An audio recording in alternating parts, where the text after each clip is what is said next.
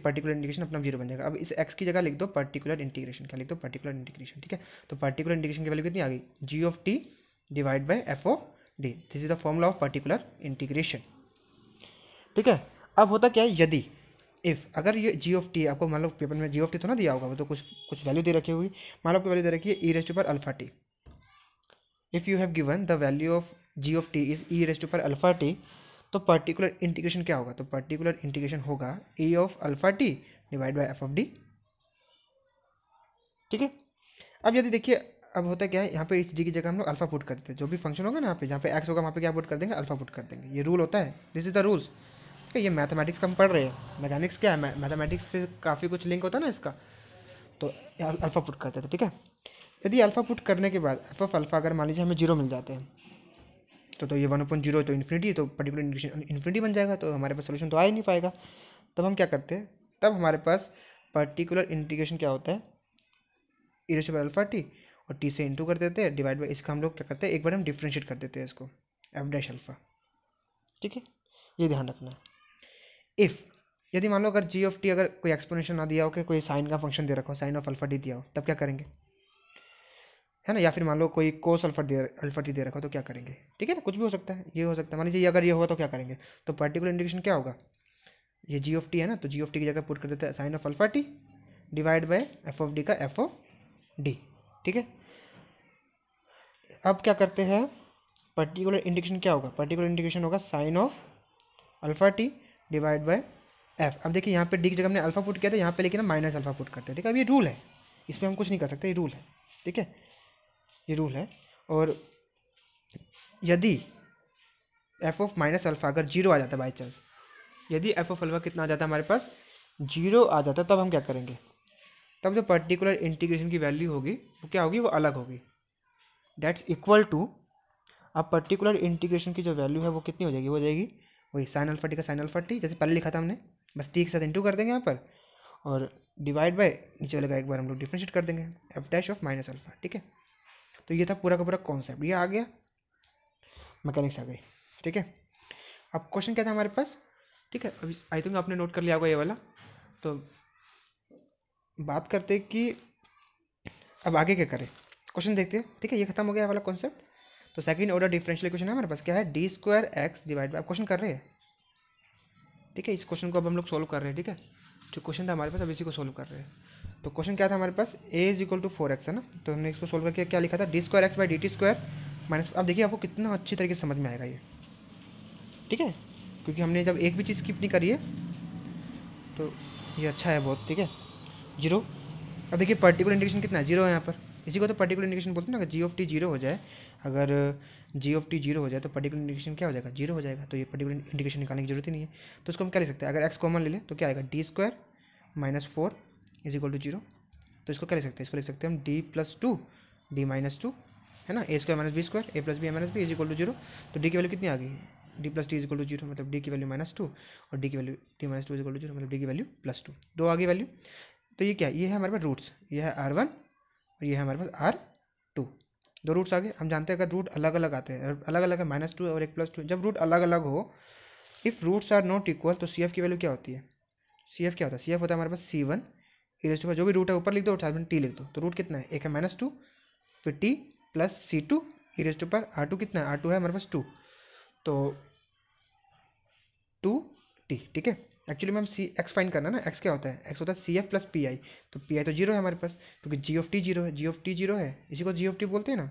अगर जी of T zero है तो पर्टिकुलर इंडिकेशन भी क्या होगा, पर्टिकुलर इंडिकेशन भी जो है वो जीरो होगा, ठीक है। सो अब हम कैसे कर सकते हैं इसको सोल्व, ठीक है।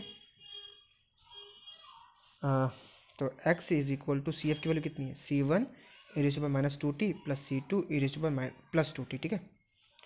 अब देखिए यहाँ पे हम लोग कुछ कंडीशंस पुट करेंगे जो हमें गिवन होगी। अब कंडीशंस, क्योंकि हमें C1 C2 की वैल्यू फाइंड करनी है, आंसर आ जाएगा हमारे पास। तो क्वेश्चन देखते हैं एक बार, क्वेश्चन में दिया क्या हुआ है। तो क्वेश्चन में हमें दिया हुआ है कि जीरो इनिशियल स्पीड, मतलब अगर मान लीजिए टाइम जीरो है तो स्पीड भी क्या होगी, जीरो होगी, है ना, ये एक्स वन होगा ना, स्पीड जीरो की, लेकिन एक्स दिया ना, x is equal to one होगा कब, विथ जीरो इनिशियल वेलोसिटी, मतलब अभी मूव ही नहीं कर रहा, वो मूव ही नहीं कर रहा, तो टाइम कितना, हम लोग टाइम 0 लेके चल रहे हैं अप्रोक्सीमेटली, ठीक है।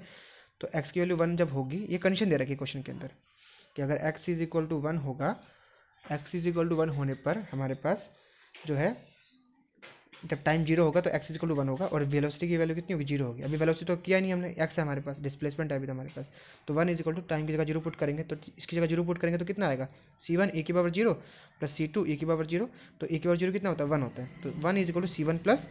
अब देखिए यहाँ पे हो क्या रहा है कि दो हमारे पास कांस्टेंट है, दो इक्वेशन चाहिए हमारे पास, ठीक है। तो ये आ गया एक इक्वेशन हम ऐसे करते हैं, इसको हम डेरिवेटिव कर देते हैं इसका, तो dx upon dt is equal to कितना होगा, -2 c1 e raised to power -2t plus 2 c2 e raised to power 2t, सिर्फ है ना, सिर्फ 2 नीचे आता है ना, यहाँ का -2 तो -2 नीचे आ गया, और वेलोसिटी तो 0 दे रखी है, उसने बोला है कि वेलोसिटी कितनी होगी, 0 होगी, तो 0 वेलोसिटी पर क्या होगा, when velocity is equal to 0, तो 0 इज इक्वल टू -2 और टाइम 0, टाइम भी 0, ठीक है। जब t इज इक्वल टू 0 होगा तो v भी कितना 0, ये सब क्वेश्चन में दे रखा है कि इनिशियल वेलोसिटी 0 दे रखी है, time t is equal to 0 पर, 0 इज इक्वल टू -2 c1, यहाँ 0 पुट करेंगे तो ये e की पावर 0 1, 2 c2 e की पावर 0 1, ठीक है। तो -2 भी वहाँ जाकर 0, तो c1 की वैल्यू कितनी आ गई, c1 आ गया -c2, ठीक है। अब c1 और c2 क्या है, दोनों अपोजिट है, तो c1 की वैल्यू अगर मैं यहाँ पुट कर दूँ तो कितना आएगा, 1 is equal to -c2 plus c2, तो c2 की वैल्यू कितनी आ गई, c2 तो आ गया 0 हमारे पास, है ना, c2 तो 0, c2 तो हमारे पास आ गया यहाँ पर 0, ठीक है। अब इसको कैसे करेंगे सोल्व, हम लोग सही कर रहे हैं हम लोग, यहाँ पर देख लेते हैं ढंग से हम लोग एक बार फिर से, नहीं यहाँ पे हमने कुछ मिस्टेक कर दी है ना, तो यहाँ पे c1 माइनस में है ना, तो मतलब c1 is equal to c2 आएगा ना यहाँ पर, सॉरी, तो c1 तो c2 2c2, तो c2 की वैल्यू आ गई हमारे पास 1 divide by 2, 1 divide by c2 आ गया 1/2, c2 की वैल्यू 1/2 यहाँ पुट करेंगे तो c1 की वैल्यू कितनी आ जाएगी, अच्छा दोनों बराबर है ना, तो c1 की वैल्यू भी कितनी होगी, 1/2 होगी, तो c1 and c2 are both are same, ठीक है। सो c1 is equal to c2, दोनों बराबर थे ना, तो c2 की वैल्यू आई थी 1/2, तो दोनों की वैल्यू क्या होगी, 1/2 होगी, तो ऐसे करते हैं x पुट कर देते हैं यहाँ पर, तो इक्वेशन हमारे पास है, इक्वेशन क्या आई हमारे पास, इक्वेशन थी c1 e raised to power -2t plus c2 e raised to power 2t, तो लिख लेते हैं एक बार, x is equal to c1 e raised to power 2t plus c2 e raised to power -2t, है ना, match कर लेते हैं, c1 e raised to power -2t plus c2 e raised to power 2t, c1 चलो कोई दिक्कत नहीं, फर्क कोई पड़ेगा नहीं खैर उससे, x is equal to c1 की value 1/2 e raised to power 2t plus 1/2 e की पावर -2t, तो ठीक है, ये आ गया। अब देखिए क्वेश्चन में क्या दे रहा है, क्वेश्चन में क्या रहा है कि अगर x इज इक्वल टू 2 होगा तो टाइम कितना होगा, x इज इक्वल टू 2 पर टाइम कितना होगा, मतलब x इज इक्वल टू अगर 2 रख ले तो टाइम कितना होगा, तो x की जगह 2 रख के देखते हैं, तो 2 इज इक्वल टू 1/2 कॉमन ले लेते हैं यहाँ पर, e raised to power 2t plus e raised to power -2t, 2 2 जब 4 is equal to e raised to power 2t plus e raised to power -2t, तो सोल्व भी नहीं कर सकते इसको हम लोग, ऐसा करते हैं बोथ साइड हम लोग e की पावर 2t से इंटू कर देते हैं, ठीक है, बोथ साइड हम e की पावर 2t से into multiply e raised to power 2t both side, ठीक है, तो क्या होगा 4 e की पावर 2t इज इक्वल, अब आपको पता चलेगा हम ऐसा क्यों कर रहे हैं, तो देखिए e की पावर 2t से करूँगा तो ये कट जाएगा, बना जाएगा यहाँ पर, तो 4 e की power 2t is equal to 2 बार है तो e की पावर 2t का होल स्क्वायर, एक क्वाड्रेटिक इक्वेशन में इसको कन्वर्ट कर रहे हैं हम, ठीक है, ताकि t की वैल्यू निकाली जा सके, ऐसा तो कोई तरीका ही नहीं निकल रहा उसमें, तो e की पावर 2t का होल स्क्वायर इधर भेजो माइनस 4 e की power 2t plus 1 is equal to 0, तो ये क्वाड्रेटिक इक्वेशन बन गई ax square plus bx plus c is equal to 0, है ना।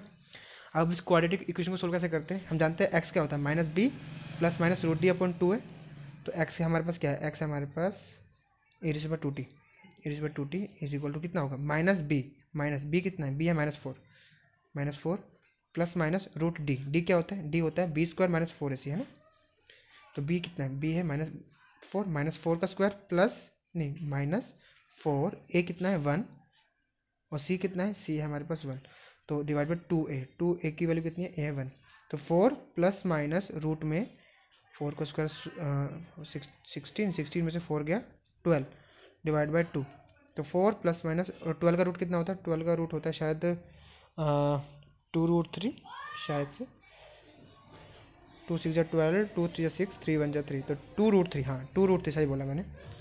अब 2 का अलग अलग कर लेते हैं, तो 2 प्लस माइनस √3, तो e की पावर 2t कितना आ गया? 2 प्लस माइनस √3, है ना, ये आ गया हमारे पास। अब ऐसा करते हैं, e को वहाँ भेज देते हैं, तो 2t is equal to ln, वहाँ जाके ln बन जाएगा। देखिए हम लोग प्लस में, टाइम को प्लस में लेके चलते हैं, ठीक है, तो 2 प्लस √3, और t इज इक्वल टू कितना आ गया? ln 2 plus √3 divide by 2। This is the formula of time period, ठीक है। तो ऐसे हम फाइंड करते हैं। देखिए थोड़ा लॉन्ग मेथड है, लेकिन सही में ऐसे ही करना होता है, कोई शॉर्टकट नहीं है इसका, ठीक है। शॉर्टकट वाली कोई वीडियो होगी तो मैं बना दूंगा, लेकिन इसमें शॉर्टकट का कोई तरीका नहीं है, ठीक है। आपको पूरा खुद ही सॉल्व करना होगा। ऐसा करते हैं ना, एक क्वेश्चन और कर लेते हैं, क्योंकि ताकि आपको जो है ना इसका थोड़ा सा आपको ओवरव्यू हो जाए, ठीक है। आई होप आपको समझ में आया होगा ये वाला क्वेश्चन। चलिए आगे बढ़ जाते हैं। क्वेश्चन है a particle, question is a particle is at x is equal to 0 at t is equal to 0 and its speed is 4 metre पर सेकेंड। सारे के सारे स्टैंडर्ड क्वेश्चन, सारे इरोडो वगैरह से क्वेश्चन लिए हुए हैं, ठीक है, ये वाले। तो ये मोस्ट इंपॉर्टेंट क्वेश्चन सारे के सारे हैं। इफ़ एक्सेलरेशन, एक एक क्वेश्चन बहुत इंपॉर्टेंट है। Acceleration of particle is minus 4x, then at what time it will reach x is equal to 1, ठीक है। Most standard S C Verma वगैरह से, इरोडो से क्वेश्चन वगैरह सारे हैं, ठीक है। ये तो कह रहा है कि एक पार्टिकल है जो कि x इज इक्वल टू 0 पर, जब टाइम भी 0 है, लेकिन उस पर्टिकुलर टाइम पर उसकी स्पीड दी हुई है 4 मीटर, मतलब स्पीड 0 नहीं है, और एक्सेलरेशन भी दे रखा है -4x। तो कह रहे हैं किस टाइम पर वो particle x is equal to 1 पर पहुंचेगा। तो मतलब बेसिकली हमें यहाँ पे टाइम पीरियड फाइंड आउट करना है। आई थिंक सो ये आप क्वेश्चन एक बार ट्राई करके देखो, क्योंकि सेम वही तरीका है। a is equal to -4x दिया हुआ है, तो a को लिखेंगे d²x/dt²। आप इसको पोज करो और इसको खुद से एक बार ट्राई करो 5 मिनट, ठीक है। मैं इसको सोल्व कर देता हूँ, ठीक है। आई होप आपने इसको पोज कर लिया होगा। सो a को लिख सकते हैं d²x/dt² is equal to -4x, so d²x divide by dt² is plus 4x is equal to 0, वही सेम। तो d² प्लस 4 x कॉमन लेके इसको 0 कर दिया। 0 मतलब यहाँ पे हो ना हो, लेकिन 0 लिखना होता है, ठीक है, क्योंकि इसी को हम ऑक्सिलरी इक्वेशन बोलते हैं ना। तो इसको हम लोग क्या लिख सकते हैं, दो पार्ट में तोड़ना होता है ना इसको, तो इसको लिख सकते हैं d plus 2 iota d minus 2 iota is equal to 0। इसको सोल्व करोगे ना, इसको इससे इंटू करोगे, इसको इससे इंटू करोगे, इसको इससे, तो आपको यही मिलेगा। तो d की वैल्यू क्या आ गई? 2 आ गई ना, एक 2 आयोटा आ गई एक तो, और एक आ गई 2 आयोटा, और एक आ गई -2 आयोटा, ठीक है, -2 आयोटा आ गई। तो हमारे पास मतलब रूट्स आ गए ना, दो R1 R2 आ गए हमारे पास, अलग अलग है दोनों। तो R1 R2 अलग अलग है, तो x क्या होता है? x होता है CF प्लस PI, और देख सकते हो PI तो फिर 0 है, क्योंकि जी ऑफ टी 0 है, तो PI भी 0 होगा, पर्टिकुलर इंडिकेशन भी 0 होगा, तो सिर्फ CF फाइंड करना है। तो x इक्वल CF क्या होता है? CF होता है C1 E raise to power R1t, मतलब 2 iota t, plus C2 e raise to power R2t, R2 कितना? -2 आयोटा t। तो ये आ गया हमारे पास x, ठीक है। अब हमें कुछ भी करके x C1 और C2 निकालना है ना, तभी तो x निकलेगा। तो इसके लिए कुछ क्वेश्चन में जरूर बाउंड्री कंडीशन दी होती है। So what is the boundary condition given in the question? The question says that at x is equal to 0, at t is equal to 0, जब x 0 है तो टाइम भी 0 है, तो 0 पुट करो। C1 ये 0 हो गया पूरा, प्लस C2 ये भी 0 हो गया, तो C1 प्लस C2 आ गया 0, ठीक है, मतलब C1 इज इक्वल टू आ गया -C2, ठीक है। अब ऐसा कहते हैं इसका एक बार डेरिवेटिव कर देते हैं, तो dx/dt, क्योंकि दो कॉन्स्टेंट्स है तो दो वेरिएबल, दो इक्वेशन चाहिए ना हमें सॉल्व करने के लिए। तो dx/dt इज इक्वल टू क्या होगा? C1, और इसका भी, इसका डिफरेंशिएशन क्या होगा? 2 आयोटा आ जाएगा नीचे, 2 आयोटा, और e raise to power 2 iota, जैसा था वैसे का वैसा रहेगा, -2 आयोटा, क्योंकि नीचे आएगा -2 iota C2 e raise to power -2 iota t। और देखिए वेलोसिटी की वैल्यू यहाँ पे 0 नहीं लेनी, यहाँ पे दी हुई है 4, तो dx/dt वेलोसिटी होता है, तो पुट करेंगे 4, लेकिन टाइम अभी 0 है, बोला उसने टाइम 0 है, तो 2 आयोटा C1 e की पावर 0 मतलब 1, -2 आयोटा C2 e की पावर 0 मतलब कि 1, ठीक है। तो देखिए यहाँ पर 2 है, यहाँ पे 2 से 2 काट देंगे तो 2 इज इक्वल टू कितना आएगा, 2 अपॉन में iota is equal to C1 minus C2। Iota से ऐसे करते हैं इनटू, आयोटा से डिवाइड, आयोटा स्क्वायर हो जाएगा यहाँ पे, आयोटा स्क्वायर की वैल्यू होती है -1, ठीक है। तो मतलब -1 मतलब -2 iota is equal to C1 minus C2, और C1 C2 दोनों बराबर है पर माइनस साइन, तो C1 की जगह लिख सकते हैं -C2 minus C2 is equal to -2 iota. तो कितना आ गया, 2 iota is equal to 2C2 है ना। तो C2 की वैल्यू कितनी आ गई, C2 की वैल्यू आ गई हमारे पास आयोटा, और C2 की वैल्यू आयोटा आ गई तो C1 की वैल्यू क्या होगी, माइनस आयोटा, है ना। तो C1 C2 आ गया, बस यहाँ पे x की पुट कर लेना है।